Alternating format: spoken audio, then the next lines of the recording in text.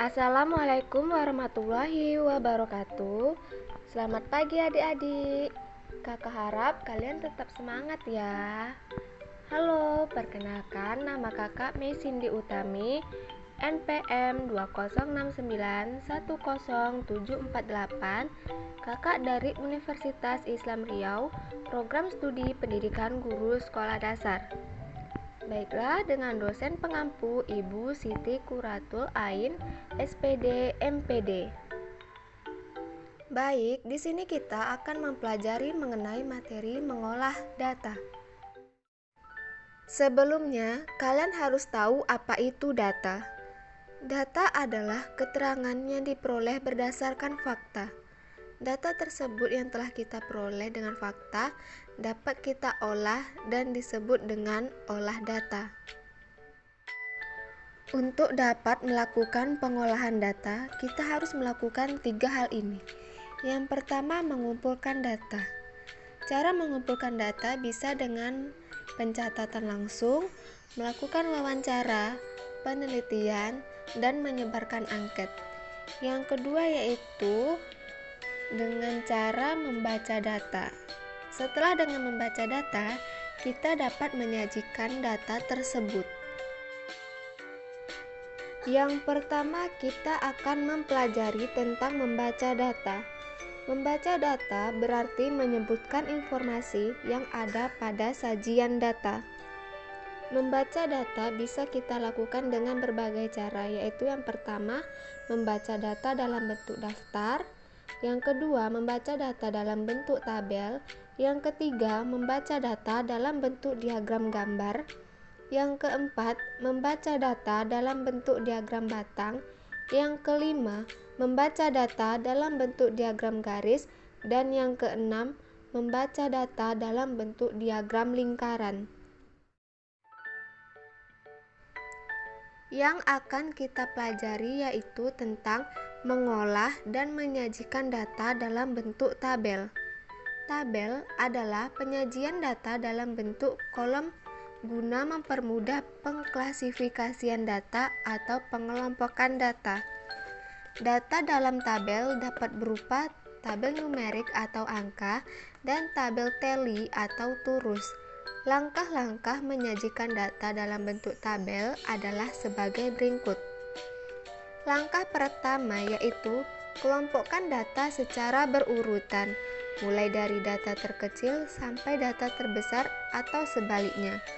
Cara yang kedua yaitu masukkan data tersebut secara berurutan ke dalam tabel. Untuk cara yang ketiga adalah tuliskan judul tabel di bagian atas tabel dengan menggunakan huruf kapital.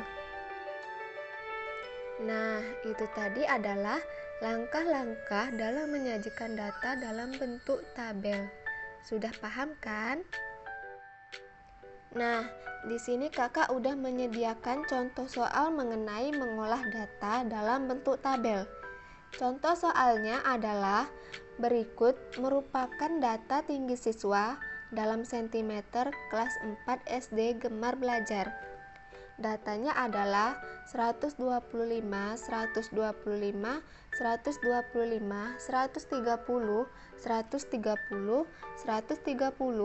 130, 135, 135, 140, 140, 140, 140, 145, dan 145.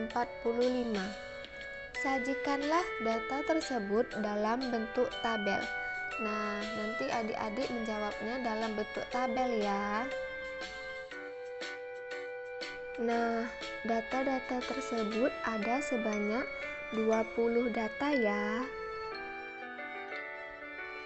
Selanjutnya, untuk pembahasannya akan kita bahas bersama-sama. Angka 125 cm muncul 3 kali. Artinya banyak siswa yang tingginya 125 cm ada 3 anak. Untuk angka 130 muncul 4 kali. Artinya banyak siswa yang tingginya 130 cm ada 4 anak. Untuk angka 135 cm muncul 2 kali, artinya banyak siswa yang tingginya 135 cm ada 2 anak. Untuk angka 140 cm muncul 6 kali, artinya banyak siswa yang tingginya 140 ada 6 anak. Dan untuk angka 145 muncul 5 kali, artinya banyak siswa yang tingginya 145 cm ada 5 anak. Itu tadi adalah data tinggi badan siswa beserta banyaknya siswa. Nanti data yang sudah dikelompokkan kemudian bisa adik-adik masukkan ke dalam tabel. Di sini sudah ada tabel dengan keterangan di atas ada tinggi badan dan banyaknya siswa. Untuk tinggi badan 125 cm, banyak siswa berjumlah 3 anak. Untuk tinggi badan 130 cm, banyak siswa berjumlah 4 anak. Untuk tinggi badan 135 cm, banyak siswa ada 2 anak. Untuk tinggi badan 140 cm, banyak siswa ada 6 anak. Dan untuk tinggi badan 145 cm, banyak siswa ada 5 anak. Nanti banyak siswa dari dalam data ini akan kita jumlahkan. Nah, di sini sudah ada ya hasil dari penjumlahan banyak siswa di dalam data itu, yaitu jumlah semuanya ada 20 anak. Itu tadi adalah materi menyajikan data dalam bentuk tabel. Semoga apa yang telah kakak ajarkan bisa dimengerti oleh adik-adik semuanya ya.